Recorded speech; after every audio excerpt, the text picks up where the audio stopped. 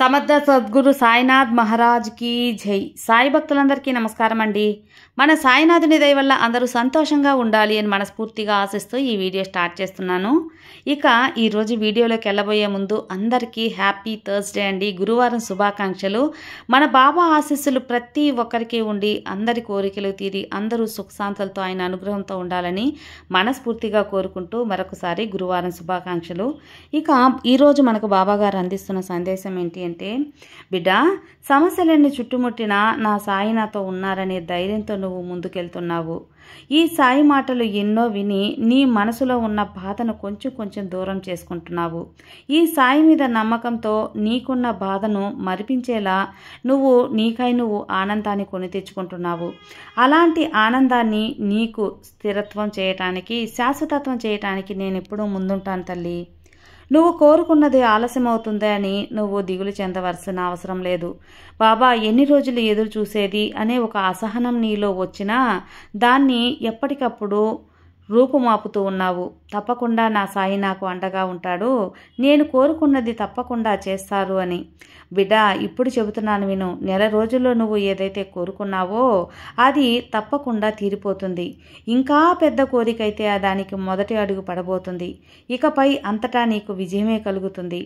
ఈ సాయి అనుగ్రహం ఉంటే సమస్తం ఉన్నట్లే అని నీకు తెలుసు కదా. జై సాయిరాం, శ్రీ సాయిరాం అని నన్ను ఎప్పుడు నువ్వు పిలుస్తూ ఉన్న నీకు నీ ప్రార్థన వినడం లేదు, నీ ప్రార్థనలు నీ కోరికలు వినడం లేదని ఎందుకు అనుకుంటావు చెప్పు. అలా అనుకోవద్దు. నేను ప్రతిరోజు నీ ప్రార్థనలు వింటూనే ఉన్నాను. మరియు నీ యొక్క ప్రార్థనలన్నింటినీ నేను నిజం చేయటానికి నేను ఎప్పుడూ ముందుంటాను. నువ్వు శ్రద్ధతో, సబూరితో, ఓపికగా ఉండు. తప్పకుండా నీ బాధలన్నీ తొలగిపోతాయి, నీ కోరికలన్నీ తీరుతాయి. అలాగే ఉన్నాను బాబా అని నన్ను తిరిగి ప్రశ్నించవచ్చు. అలాగే ఉన్నావు, నేను ఒప్పుకుంటాను తల్లి. కానీ అప్పుడప్పుడు నీ మనసులో కలత చెందినప్పుడు, నువ్వు బాధపడుతున్న బాధ భరించలేనప్పుడు నా ముందు కూర్చొని నా యొక్క నామం జపిస్తూ నన్ను ప్రశ్నించడం నాకు తెలుసు తల్లి. ఎలాంటి క్లిష్ట పరిస్థితుల్లోనైనా నా సాయి సాయపడతాడు, తప్పకుండా నాకు హామీ ఇచ్చాడనే నా మాటల మీద నమ్మకంతో నా కళ్ళలోకి పదే చూస్తూ నన్ను ప్రశ్నించటం నేను మరవలేని తల్లి. కల్మషం లేని నీ మనస్తత్వం నాకు ఎంతో ఇష్టం. నీవు నన్ను అడిగే ప్రతి కోరిక ధర్మమైనదే, న్యాయమైనదే. అన్నిటికంటే నువ్వు ఏదైతే కోరుకున్నావో నీ మనసులో ఉన్నది ఉన్నట్టు ఈ సాయితో అన్నీ చెప్పుకుంటావు. నన్ను ఎంతగానో నమ్మిన నీకు అంతా శుభం జరుగుతుంది. నీకు కొన్ని రోజులలో మంచి శుభవార్తలు వినేలా చేస్తాను. ఈ రోజుల్లో బంధం అనేది తామరాకు మీద నీటి బిందువు లాంటి తల్లి. అది ఎప్పుడు జారిపోతుందో ఎవరికీ తెలియదు. అందుకే నువ్వు ఎవరి మీద ఎక్కువ ఆశ, ప్రేమ అనేది పెంచుకోవద్దు. ఆశలు పెంచుకోవడం వల్ల వాళ్ళు తిరిగి ఆ ప్రేమను నీకు చూపించినప్పుడు ఎంతగానో బాధపడతావు కదా. అందుకే ముందుగానే నీకు చెబుతున్నాను, ఎవరి మీద ఎక్కువ అభిప్రాయాలు పెట్టుకోవద్దు, తర్వాత బాధపడవద్దు. ఎవరు ఎప్పుడు మారతారో చెప్పలేం కదా. సాయం కంటే వేగంగా మనుషులు మారే మనుషుల మధ్య ఉంటున్నావు తల్లి. అందుకే ఎవరితో ఎంతలో ఉండాలో అంతలో ఉండు. నీ వాళ్ళు ఎవరో, నీ వాళ్ళు ఎవరు కాదు అని తెలుసుకో. కష్టం వచ్చినప్పుడు ఎవరు నీ వారు, ఎవరు పరాయి వారు అని తెలుస్తుంది.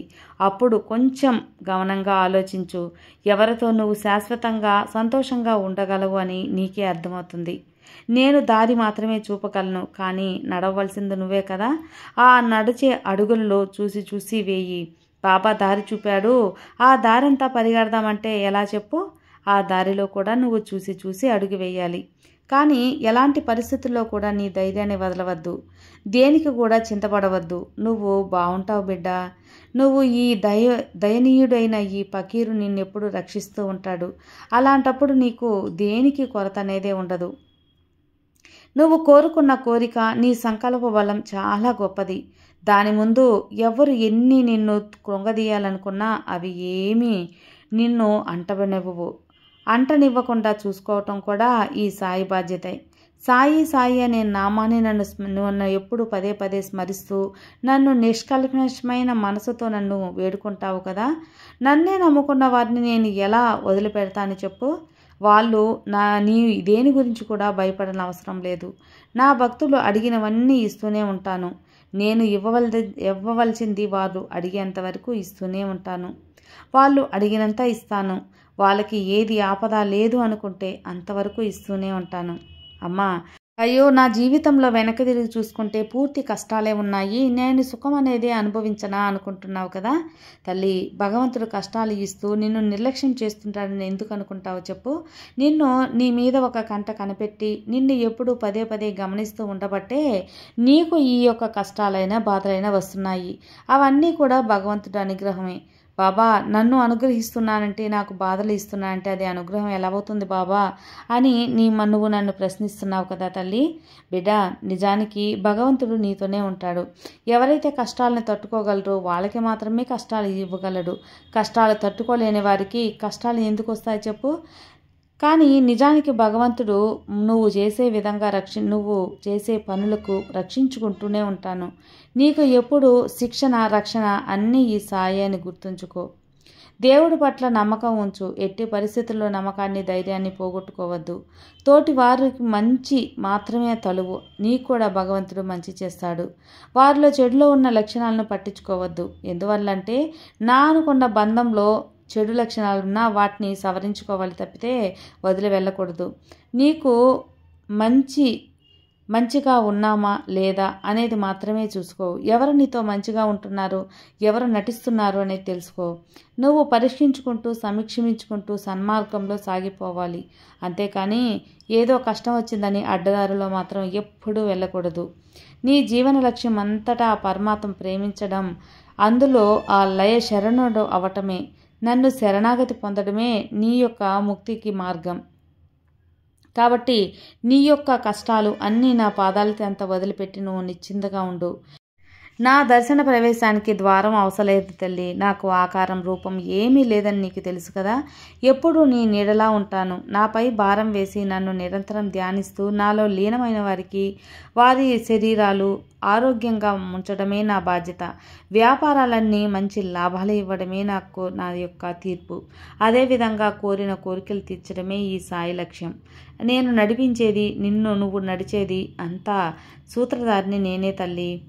నా దర్శన ప్రవేశానికి ద్వారం లేదు. కాబట్టి నువ్వు ఎక్కడైనా ఎప్పుడైనా నన్ను స్మరించుకో. మనసులోనే నన్ను ఊహించుకొని ధ్యానించు. అక్కడ నీకు అదే ఒక కోవిలవుతుంది. ఒక విషయాన్ని నువ్వు మనసుకు పట్టించుకొని చూస్తావో, దేన్ని చెవులారా విని బుద్ధికి ఎక్కించుకుంటావో వాటి ప్రభావం నీ మీద తప్పక ఉంటుంది. ఇది సత్యం. కాబట్టి శరీరానికి, బుద్ధికి, మనసుకి ఆరోగ్యకరమైన ఈ సాయి చరిత్ర ఎప్పుడూ చదువుతూ ఉండు. నా యొక్క హారతులు నువ్వు చెప్పుకుంటూ ఉండు. వారానికి ఒక్కసారైనా ఈ సాయి హారతి అనేది పాడుకుంటూ ఉండు. ఒక్కసారి నా హారతి పాడిన వారికి కోటి జన్మల పుణ్యం కలుగుతుంది. అలాంటిది నువ్వు వారం వారం ఎప్పుడు తలుచుకున్నా నేను నీ ముందుంటాను. నన్ను పిలవటానికి నా యొక్క నామం చాలు. అలాగే నా యొక్క హారతుల్లో కూడా నేను నీ చుట్టూనే తిరుగుతూ ఉంటాను. నా నామమే ఈ విశ్వంలో దివ్యధామం. సా అంటే సంసార సాగరాన్ని అవలీలగా దాటించే సాధనం బిడ్డ. ఈ అంటే ఇలపైన జన్మరాహిత్యాన్ని ప్రసాదించే దివ్య ఔషధం. సాయి అనే నామంలో చెరువు శక్తులు ఇమిడి ఉన్నాయి తల్లి. కాబట్టి సాయినామ స్మరణ చెయ్యి, నా అనుగ్రహం పొందు. సర్వే జనా సుఖినో భవంతు. జై సాయిరాం.